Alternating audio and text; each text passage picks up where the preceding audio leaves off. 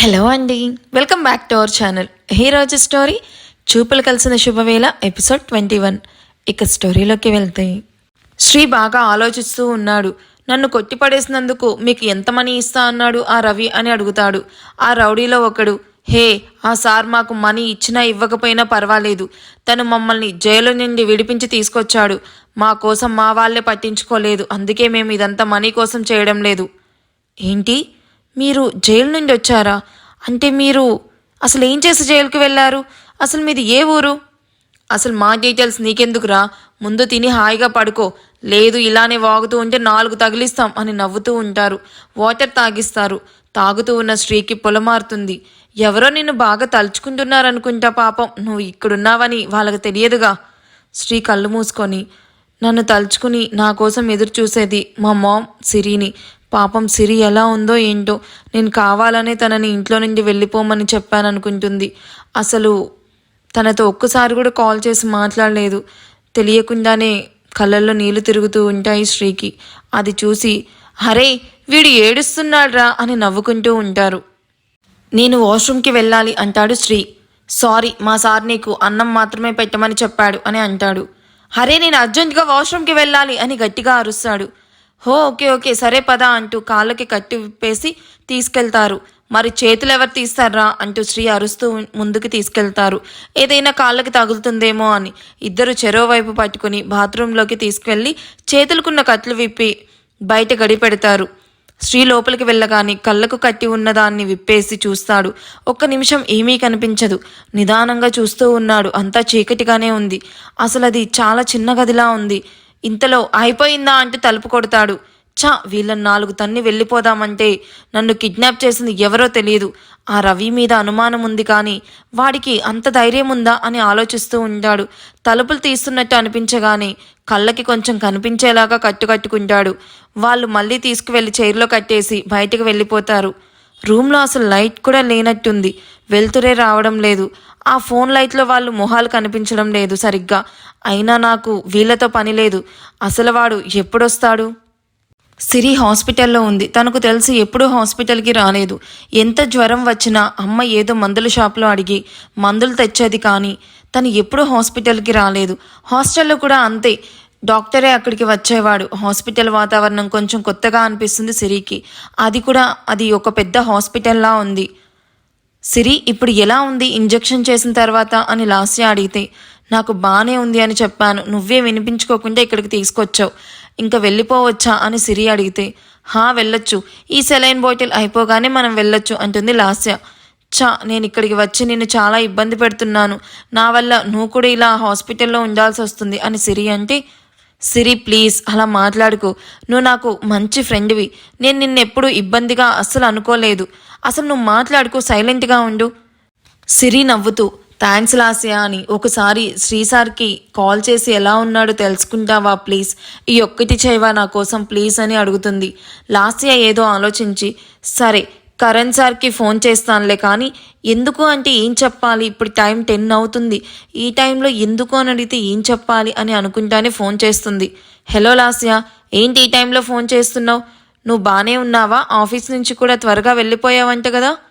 అవును సార్, కొంచెం హెల్త్ బాగాలేదు అందుకే. అవునా, ఇప్పుడు ఎలా ఉన్నావు? ఏదైనా అవసరం ఉంటే నాతో చెప్పు. అయ్యో పర్వాలేదు సార్, నేను బాగానే ఉన్నాను. అది హరీష్ శ్రీకి కాల్ చేస్తుంటే స్విచ్ ఆఫ్ అని వస్తుంది అన్నాడు. ఒకసారి శ్రీని హరీష్కి కాల్ చేయమని చెప్తారా? అవును, కానీ శ్రీ అసలు ఎక్కడికి వెళ్ళాడో తెలియదు. మార్నింగ్ నుండి ఫోన్ అలానే వస్తుంది. నేను కూడా చాలాసార్లు ట్రై చేస్తూనే ఉన్నాను. లాస్యాకి తను చెప్పేదంతా వింటూ ఉంటే సిరి అన్న మాటలే గుర్తొస్తూ ఉన్నాయి. శ్రీ ఏదో ప్రాబ్లంలో ఉన్నాడు అని చెప్పి. నేను శ్రీ రాగానే కాల్ చేపిస్తాను, నువ్వు జాగ్రత్త అని కరణ్ అంటే, సరే సార్ థ్యాంక్స్ బాయ్ అని చెప్తుంది. సిరి లాస్యా ఫేస్ చూసి, ఏమైంది అలా పెట్టావు ముఖం, చెప్పు, శ్రీ సార్ బాగానే ఉన్నాడు కదా? లేదు సిరి, నువ్వు చెప్తుంటే ఏదో జరిగింది అనిపిస్తుంది. అసలు ఈరోజు మార్నింగ్ నుంచి Shri sir phone switch off వస్తుందంట, ఇంకా ఇంటికి కూడా రాలేదు అని చెప్పారు. సిరి బెడ్ పై నుంచి లేచి చేతికున్న సెలైన్ తీసేసి, నాకెందుకో చాలా భయంగా ఉంది, ముందు మనం ఇంటికి వెళ్ళిపోదాం పదా ప్లీజ్. అయ్యో అదేంటి అలా లేచావు? ముందు నువ్వు రిలాక్స్ అవ్వు. ఈరోజు నిన్ను ఇక్కడే ఉండమని చెప్పారు డాక్టర్. అయినా ఇప్పుడు నువ్వు వెళ్ళి ఏం చేస్తావు చెప్పు? ఈ రాత్రికి రెస్ట్ తీసుకొని మార్నింగ్ వెళ్ళిపోదాం. నేను చెప్పేది విను ప్లీజ్ సిరి. ఇంకా సిరి చేసేది ఏమీ లేక అక్కడే ఉంటుంది. తనకు అసలు ఏం చేయాలో అర్థం కావడం లేదు. శ్రీసార్ ఎక్కడికి వెళ్ళాడు? ఇంతవరకు ఇంటికి రాకపోవడం ఏంటి? అమ్మగారు ఎంత కంగారు పడుతూ ఉంటారు అని ఆలోచిస్తూనే ఎప్పటికో నిద్రపోతుంది. రవి పిచ్చివాడిలాగా సిరిని వెతికి వెతికి శ్రీ ఉన్న రూమ్కి వస్తాడు. బయట ఉన్న రౌడీలు బాగా తాగి పడుకోనున్నారు. రవి వాళ్ళని లేపి, ఏరా వాడికి ఏమైనా పెట్టారా? అసలు పని అయిపోయి ఉంటే ఈ పాటికి వాడిని ఇంటి దగ్గర వదిలేసేవాడిని. ఒక్క పని కూడా సరిగ్గా అవ్వడం లేదు అంటూ వాళ్ళతో కూర్చొని డ్రింక్ చేస్తూ ఉన్నాడు. వాళ్ళు అన్నం పెట్టాం సార్, నోరు తెరిస్తే ఎన్ని ప్రశ్నలు అడుగుతున్నాడు. మేము ఎవరు, ఎందుకు కిడ్నాప్ చేశాము, అసలు ఎవరు కిడ్నాప్ చేశారు, మీ సార్ ఎవరు, అబ్బో తిన్నంతసేపు అడుగుతూనే ఉన్నాడు సార్. అవునా, మరి మీరేం చెప్పారు? మేము మీ గురించి అసలు ఏమీ చెప్పలేదు సార్, మీ పేరు కూడా తెలీదు అని చెప్పాము. మీ వివరాలు అసలు తనకి ఒక్కటి కూడా చెప్పలేదు. హో థ్యాంక్ యూరా. మనం అనుకున్న దానికంటే వీడిని ఒక రోజు ఉంచాల్సి వస్తుంది. ఇంకా నా పని పూర్తి అవ్వలేదు. అవ్వగానే చెప్పాగా వాడిని ఎక్కడ వదిలిపెట్టాలో. సరే సార్, మీరు ఒకసారి చెప్పారుగా, వాడిని అప్పుడే వదిలేస్తాము. ఎక్కడ చెప్పారో అక్కడే వదిలేస్తాము. సార్ మీరేమన్నా వాడిని ఒకసారి చూస్తారా? నేను లోపలికి వెళ్తే డౌట్ ఏమీ రాదుగా అనుకుంటూ, సరే ఒకసారి తలుపు తీయండి అంటాడు రవి. అవును, కళ్ళకి గంతలు కట్టే ఉన్నాయిగా. అవును సార్, మీకే ప్రాబ్లం లేదు. లోపల లైట్ కూడా తీసేశాం సార్. హో గుడ్. సరే నేను లోపల ఏమీ మాట్లాడను. నేను బయటకు వచ్చిన వెంటనే వెళ్ళిపోతాను. మీరు కూడా జాగ్రత్త. శ్రీ తలుపు చప్పుడు వినబడి నిద్రపోతున్నట్టుగా నటిస్తూ ఉంటాడు. రవి లోపలికి చూస్తూ నవ్వుతూ, నన్ను ఎంత కొట్టావురా, ఎన్ని మాటలన్నావురా అని మనసులో అనుకుంటూ శ్రీని చూస్తూ ఉంటాడు. రవికి తెలియని విషయం ఏంటంటే శ్రీ తనని చూస్తూ ఉన్నాడన్న విషయం తనకి తెలియదు. 5 నిమిషాల తర్వాత రవి బయటికి వెళ్ళిపోతాడు. శ్రీ రూమ్ తలుపులు వేసి బయటకు రౌడీలు కూడా వచ్చేశారు. శ్రీ ఒక్కసారిగా తల విదిలించుకున్నాడు. కళ్ళకున్న గంతలు ఊడిపోతాయి. చీకటిగా ఉంది. అసలు ఇప్పుడు టైం ఎంత అయి ఉంటుంది? నన్ను తీసుకొచ్చిన దగ్గర నుండి రవి రాలేదు, ఇప్పుడొచ్చాడు. అంటే రోజంతా ఏం చేస్తున్నాడు? అసలు రవి ఏం జాబ్ చేస్తున్నాడు? నేను ఎప్పుడూ తెలుసుకోలేదు. ముందు ఇక్కడ నుండి బయటపడాలి. నన్ను ఎక్కువసేపు ఉంచితే అది రవికే ప్రాబ్లం అన్న సంగతి వాడికి తెలుసో తెలియదో అని నవ్వుకుంటూ ఉంటాడు. చేతులు కాళ్ళు బాగా నొప్పిగా అనిపిస్తున్నాయి. తప్పించుకునే ఆలోచన ఇప్పుడు మానుకోవడం మంచిది. అసలు దొంగ ఎవరో తెలిసిపోయింది. నాకు తెలిసి రవి నన్ను ఎక్కువసేపు ఇక్కడ ఉంచలేడు. చూద్దాం ఏం చేస్తాడో అనుకుంటూ ఉండగా హాస్పిటల్ నుండి సిరిని ఇంటికి తీసుకొస్తుంది లాస్య. లాస్య, నువ్వు ఆఫీస్కి వెళ్ళు, నేను చూసుకుంటానులే. నో వే, నేను ఎక్కడికి వెళ్ళను. కరణ్ సార్కి నేను ఆల్రెడీ చెప్పేశాను ఈరోజు నేను ఆఫీస్కి రావడం లేదు అని. అయ్యో అదేంటి లాస్య, పర్వాలేదు నువ్వు వెళ్ళు, నేను చూసుకుంటాను. నువ్వేం మాట్లాడకు సిరి, ఇంకా ముందు నువ్వు వెళ్ళి ఫ్రెష్ అవ్వు. ఈ లోపు నేను నీకు కాఫీ తీసుకొస్తాను. నాన్న ఇంటికి వెళ్ళాడో లేదో, ఇంకా రవి కొంపులోనే ఉన్నాడు, ఎలా తెలుసుకోవాలి?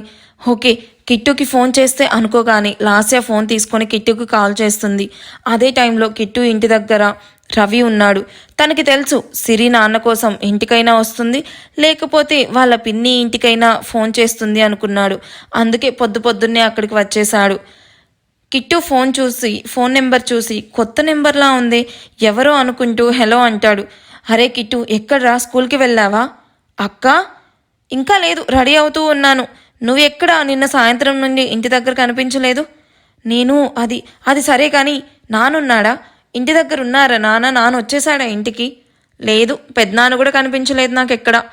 అవునా, మరి మీ బావ? ఏంటక్క బావ గురించి అడుగుతున్నావు? నువ్వేగా ఇంటికి రావద్దు అన్నావు. అబ్బా, ఫస్ట్ అడిగిన దానికి చెప్పురా. రాలేదు కానీ రవి సార్ వచ్చారు. ఇప్పుడు కూడా ఇక్కడే ఉన్నాడు, అమ్మతో మాట్లాడుతున్నాడు.